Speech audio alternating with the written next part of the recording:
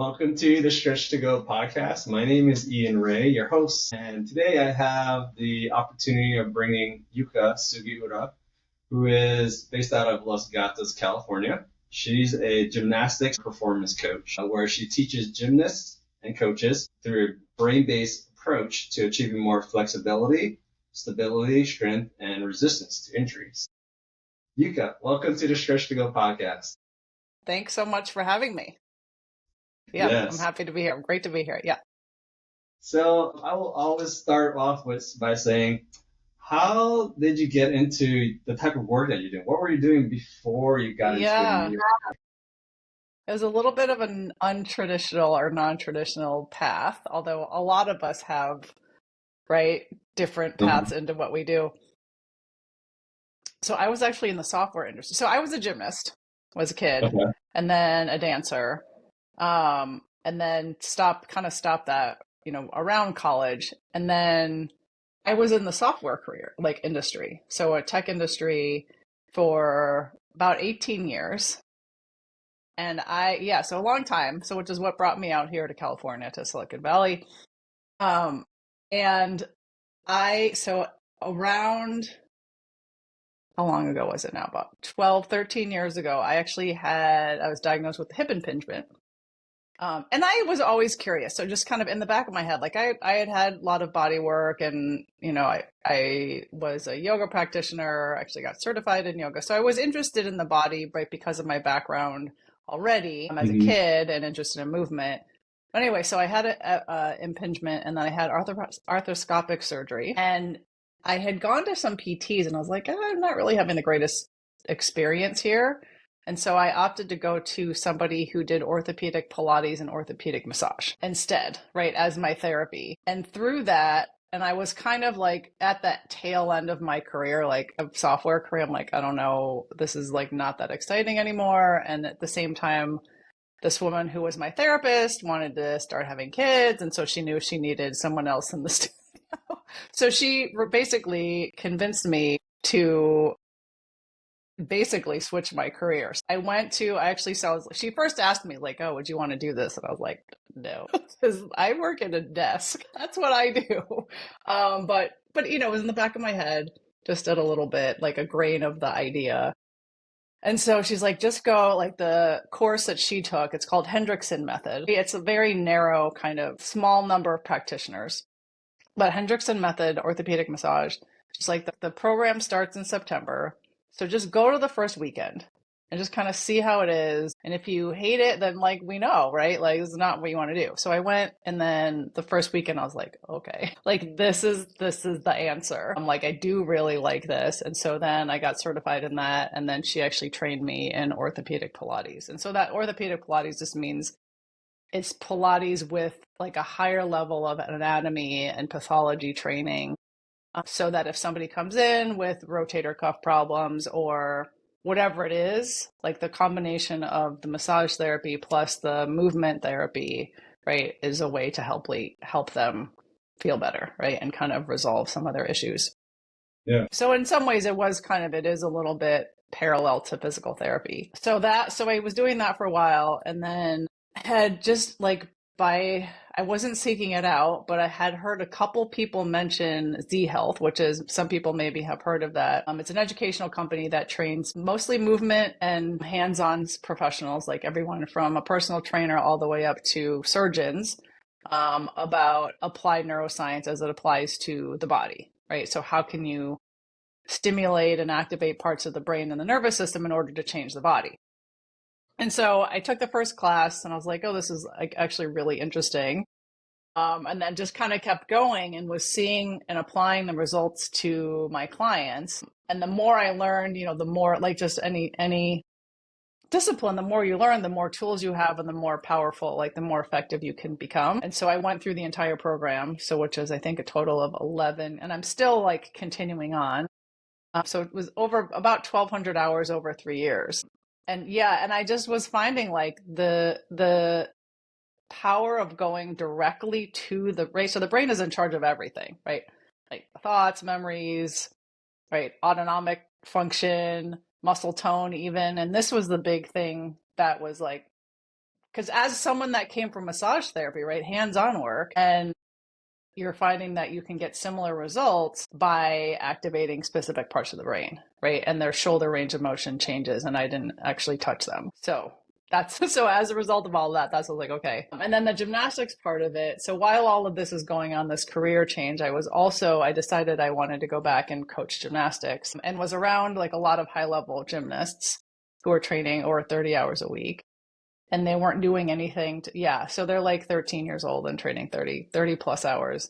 And they weren't doing they weren't getting any kind of recovery. And so I asked the manager, I'm like, can I bring my table in and like work on these girls like on Saturdays, after practice? And she's like, yeah, sure. So that all worked out. And so now I'm kind of understanding more and more and knew from my own experience, like what training does to the body. And as I'm learning more and more about like the power of this brain-based approach on everything from pain to like, how can it make me run faster?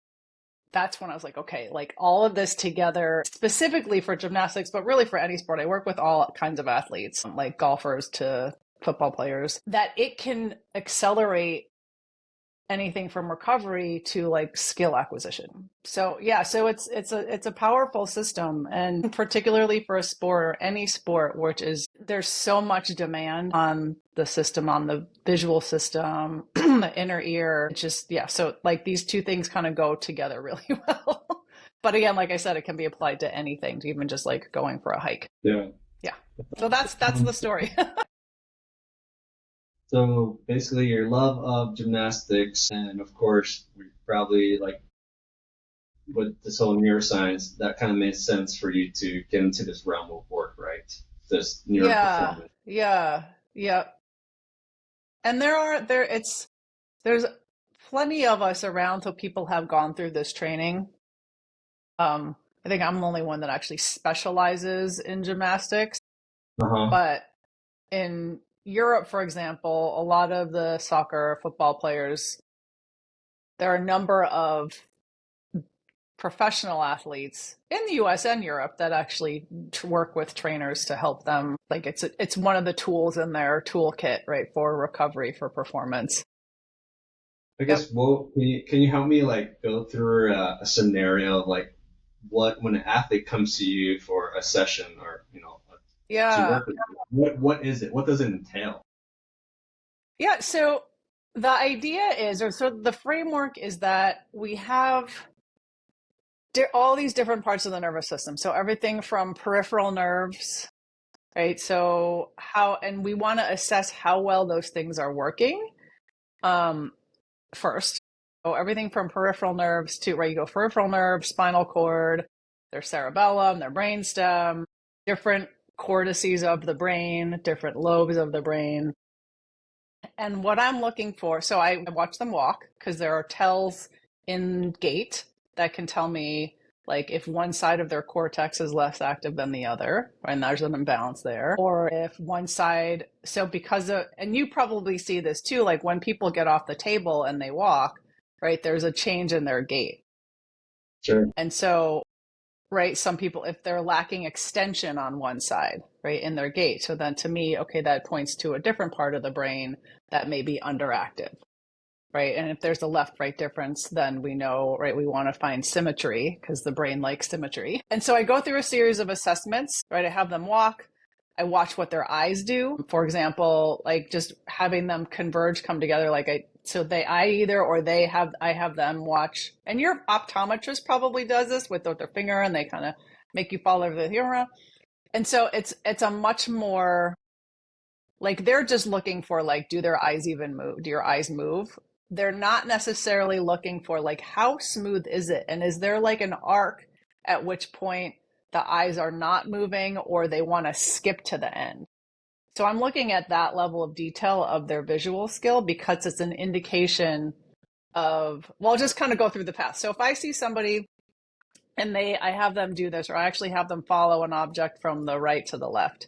And if it's a little jittery, or I have them maybe do it on a diagonal. If it's diagonal, or if they really have a hard time following, like they go from here and then their eyes just kind of jump to the end and they can't stay on the target, right? So that to me is a sign that their cerebellum because the smooth pathway of the visual system of the eyes is mediated by the cerebellum. So then I'm like, okay, so cerebellar function, and we can tell whether it's the right or left side, depending on which direction they're going, is diminished.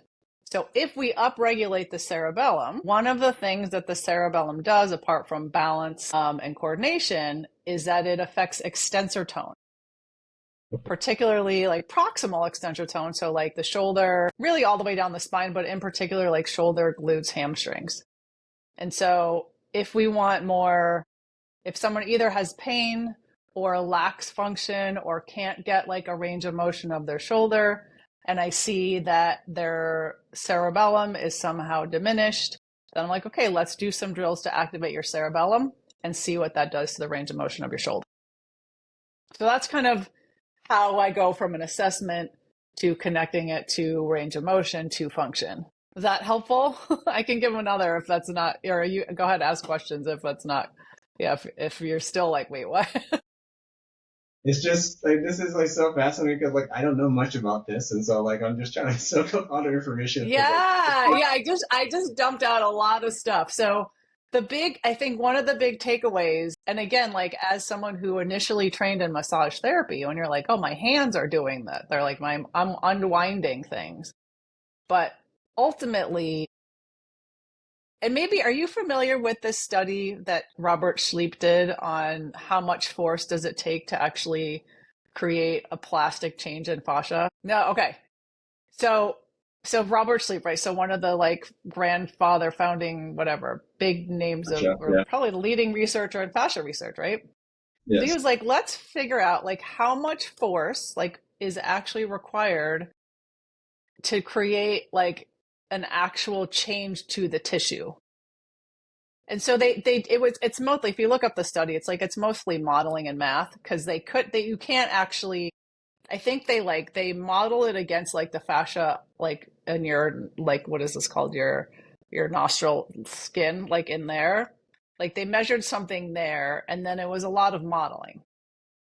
And the answer was, I think it's like 2,000 pounds, right? So like my hand or my elbow or whatever it is creating pressure on the tissue is not what's changing the tissue, right? This is an input into the nervous system, right? Into the peripheral nerves, into like there's a temperature change, there is a barometric change, all that stuff. That is going into your nervous system, quickly going up either to the spinal cord or the brain. The brain is making a decision about it and then sends signals back down, and the tone changes.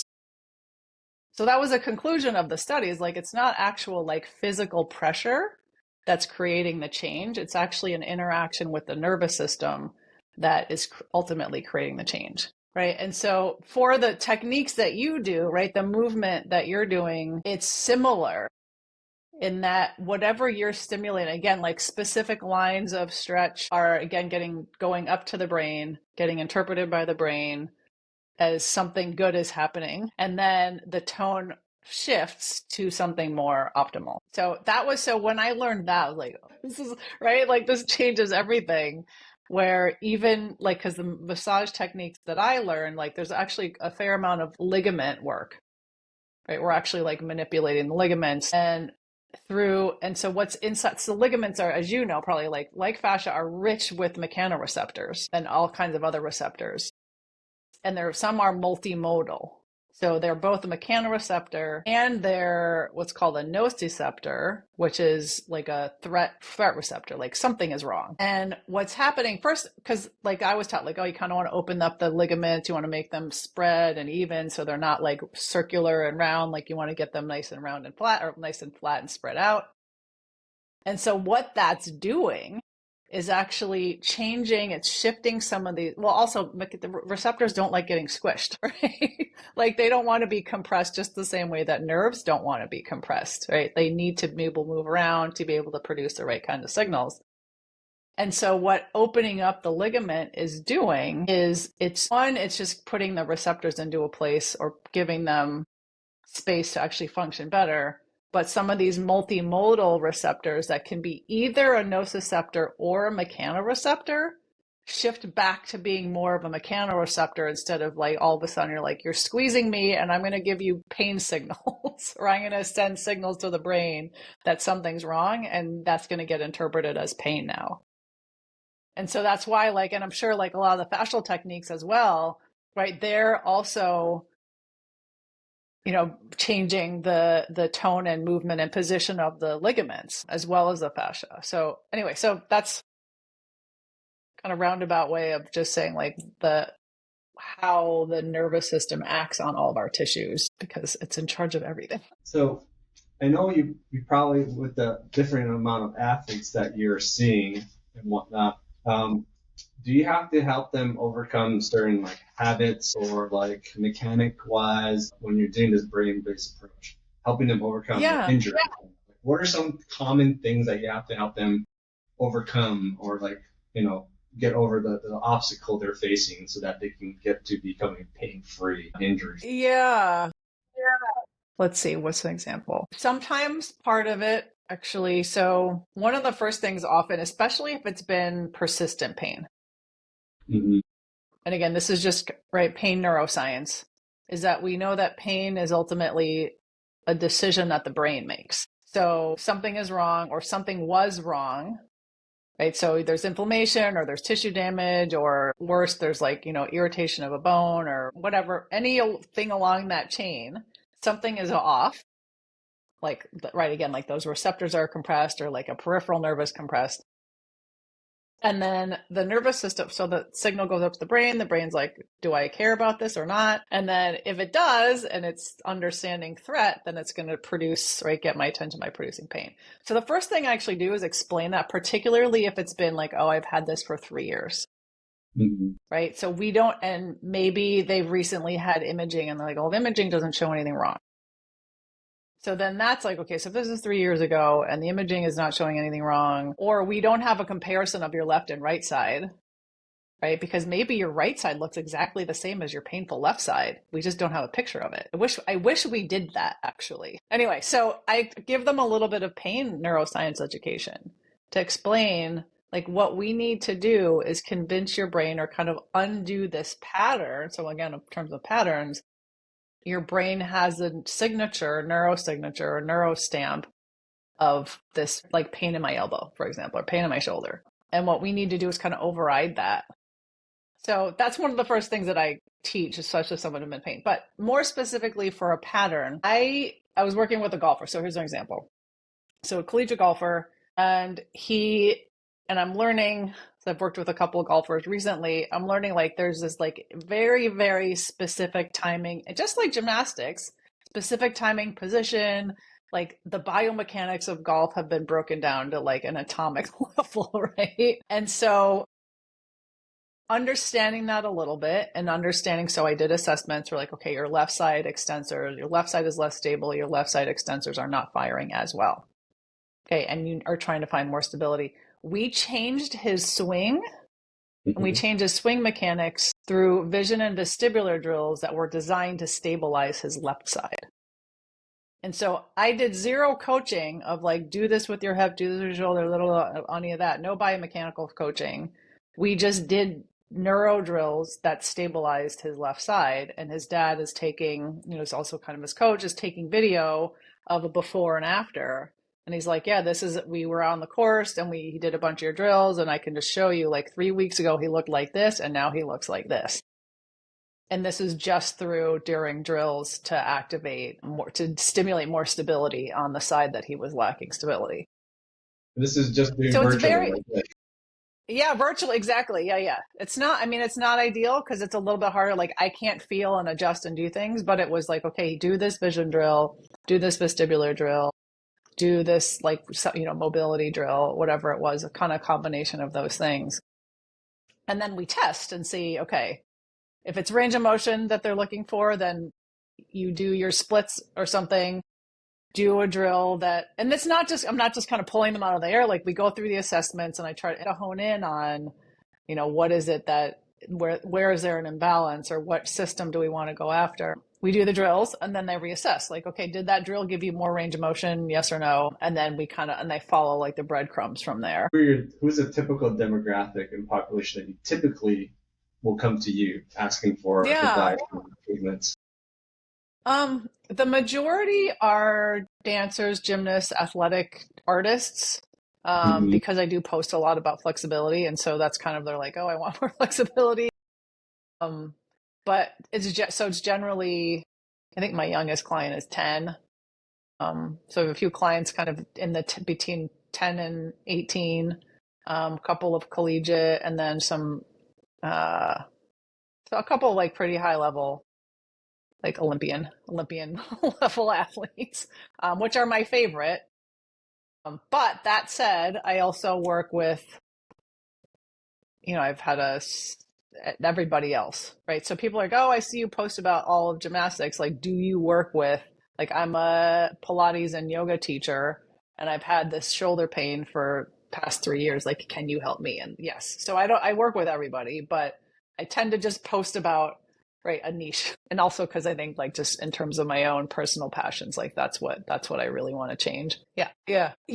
As I was saying, it was kind of like almost like accidental discovery because like I had no intention. I mean, as I was saying, like I think because I had this hip pain for like 4 years before I actually ended up getting surgery, like I was always like just a grain of like, oh, it'd be kind of cool to be able to help people like this because I had great therapists, working with me. And like I'm like it's and it just kind of an interest. And I think I was at some level interested in the body, interested in movement, but it was really just a bunch of things kind of happening around the same time that led me to this. And again, I didn't know about applied neuroscience at all when I started this in like 2014 was when I kind of officially switched from the tech career to working with bodies.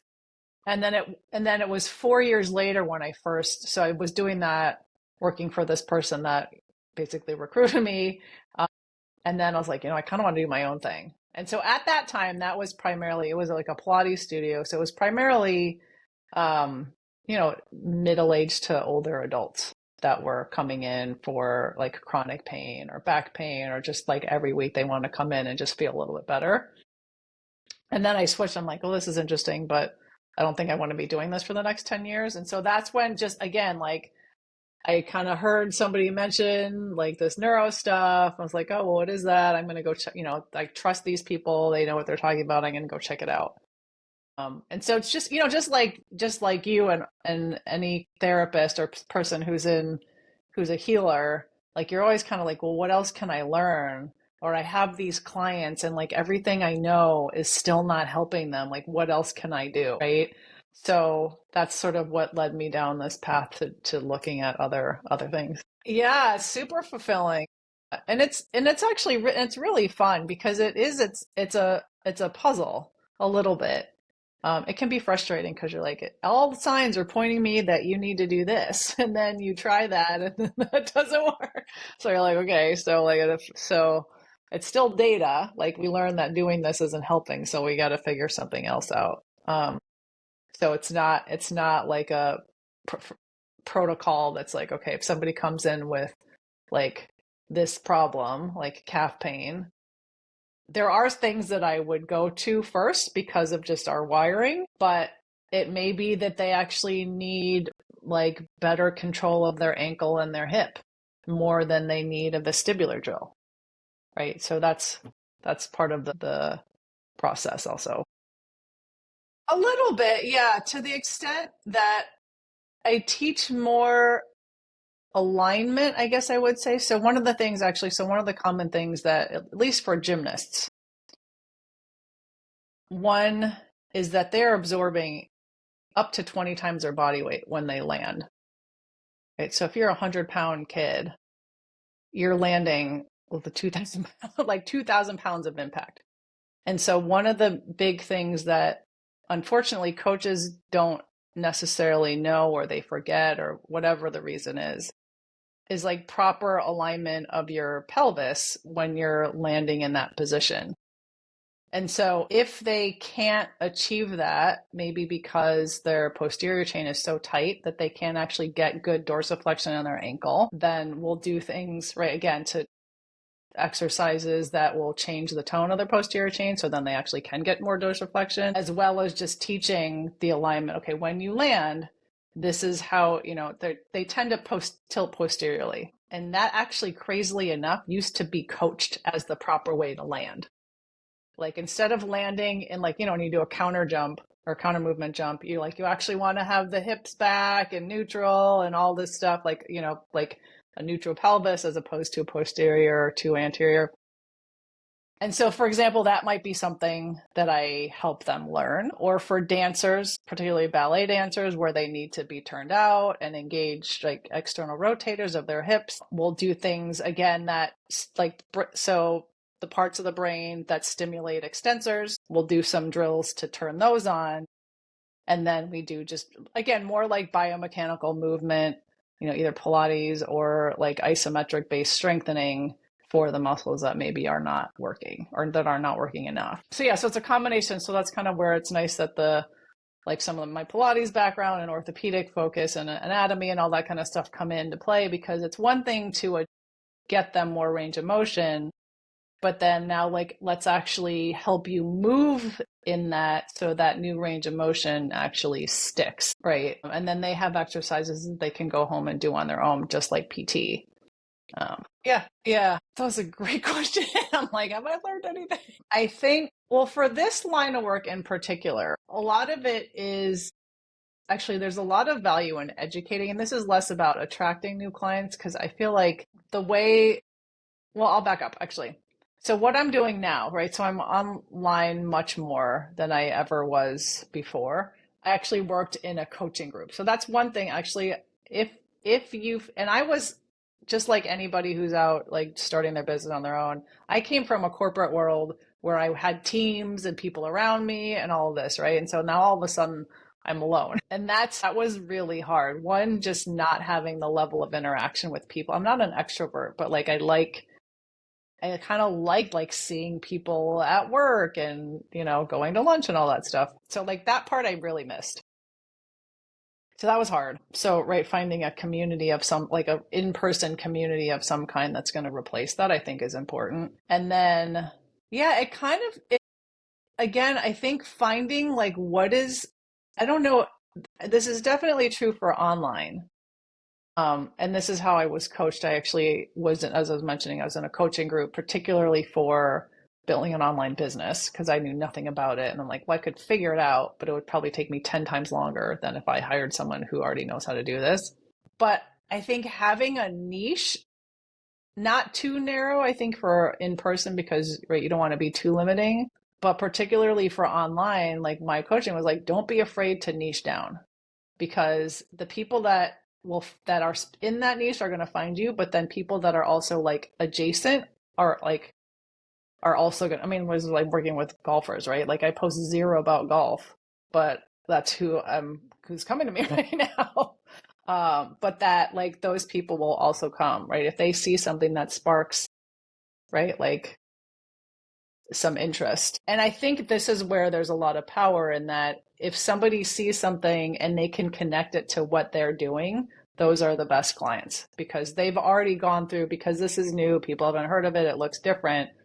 And even fascial stretch, right? People are like, well, what am I going to do? Like, do I have to, what happens? And so if they've already made the connection about how you might potentially help them before they call you or message you, that is more powerful. Or I find that's ends up in a better client situation than someone who's just that they don't know that much and they don't have the examples. I don't really know if that answers the question, but that's something that I have found, in that it helps if they know what you do and how you can help them. And so for my case, again, because it's online, because it's different and new, I do like a 20-minute free consult, because I don't want people coming to me and thinking that they can just do 45 minutes session and then be done. For example, it may only take 3 sessions, right? It may only take 4 sessions, but part of it is I want them to understand what the process is, that they're going to have home exercises that they need to do. Like, this is how it works. This is what you can expect. That's been useful.